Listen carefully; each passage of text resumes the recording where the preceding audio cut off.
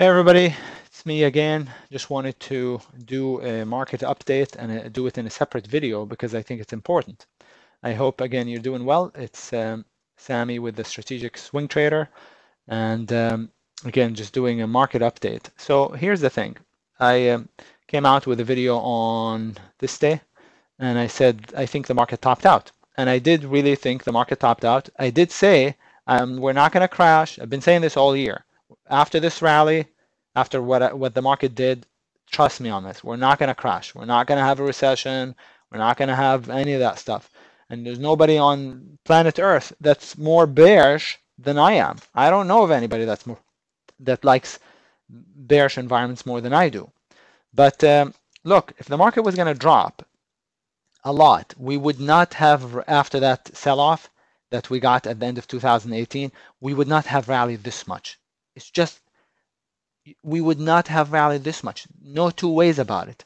So now that we rallied this much, I was looking for a sign that the market topped. So the sign that I was looking for, there are three things that I was looking for. One is, how do you end an uptrend? You accelerate. So if the market, so any stock or market, if you get an uptrend and the market accelerates, that signals the top. Okay.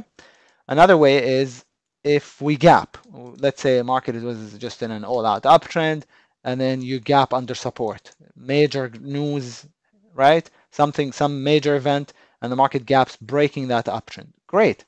Another way would be if the market, which is least likely, is if the market actually pulls back and doesn't rally back, instead bases. If it bases, then that declining 20 catches up and then starts to point down, and then you get that breakdown, right? So those are the three main ways in which uptrends break. So over here, we got that acceleration. Now, did I like just to get one bar? No, I would have preferred to have gotten one additional wide range bar. But I do this in the strategic day trader, even the strategic swing trader, all the time, which is short those climactic move ups. For example, I'll just show you this real quick. I closed out of it yesterday, or no, the day before, and it was like MDB or some MDB. See this? Look at this, guys. I just want to show you the weekly chart. So up, and then you get that acceleration, and then the reversal bar, short, stop above it. I already closed out of it because it reached target, but it can fall some more. It can fall some more. Look at that weekly. Again, up, and then you get that acceleration. What does that acceleration actually indicate? What is it indicative of? Anybody know?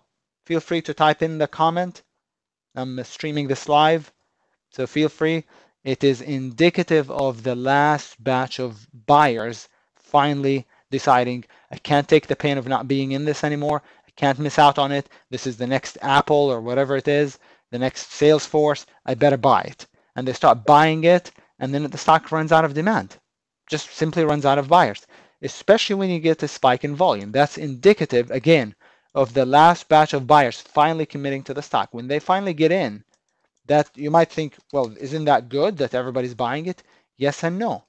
When everybody buys it, finally, the last batch of buyers jump in.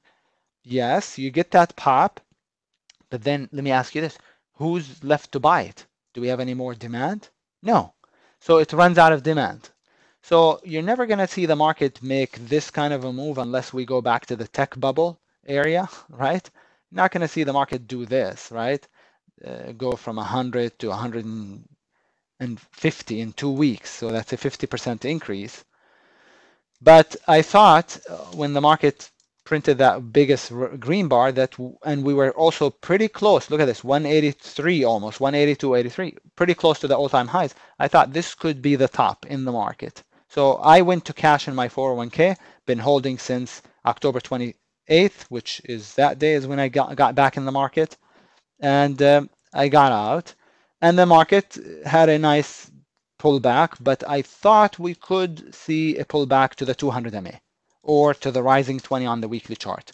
So the blue line is the 20 MA, red is the 200. I thought we could see a pullback to there. We didn't, and now we're back up and above that $183 area where I got out personally of the market, and and we're now above it at the almost at the all-time highs. So here's the next question. So where do we go from here? Now that I'm out, where do we go from here?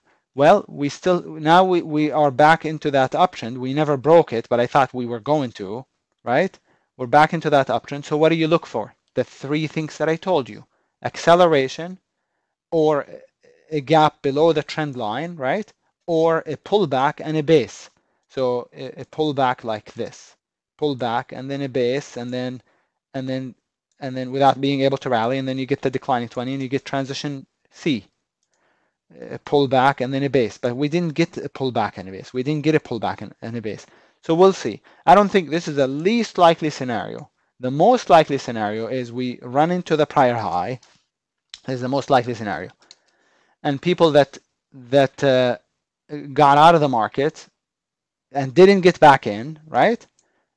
Once the market makes a new all-time high, which is, I think, where we're headed to, we probably make a new all-time high, put in wide range bar.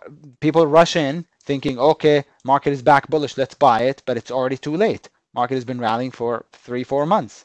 By that time, we get that wide range bar, and then we really top out. So that's what I'm thinking is going to happen with the market, is we run up a little bit more, and then we accelerate. If we accelerate, then that would be, again, another indication that we might be topping out.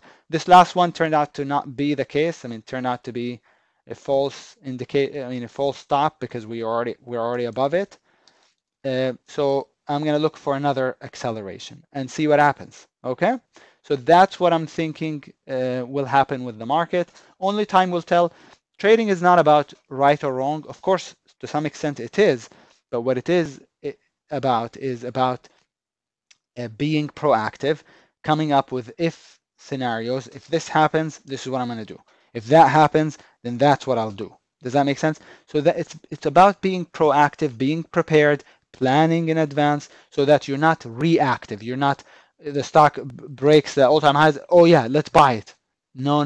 You have to think in advance and decide and think about what you will do when any of the scenarios happen. Okay, so that's my take on the market. We'll see if it pans out. I did a video just like a few minutes ago about some watches for next week, especially for Monday, if you're interested in some swing ideas.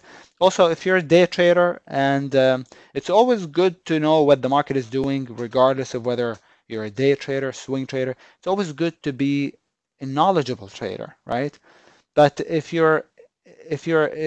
whether you're a swing or a day trader, be sure to check out the links in the description. But if you're a day trader in particular, make sure to join me for the next 30 days for just 49 bucks. I mean, what's $49? It's nothing, right?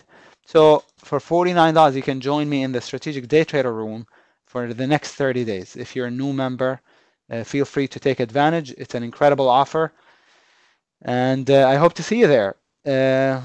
And what else? That's about it. I'm gonna do another quick video on the cryptocurrency market, so that will be its own separate video. So that is coming right after this. Talk to you in a few minutes.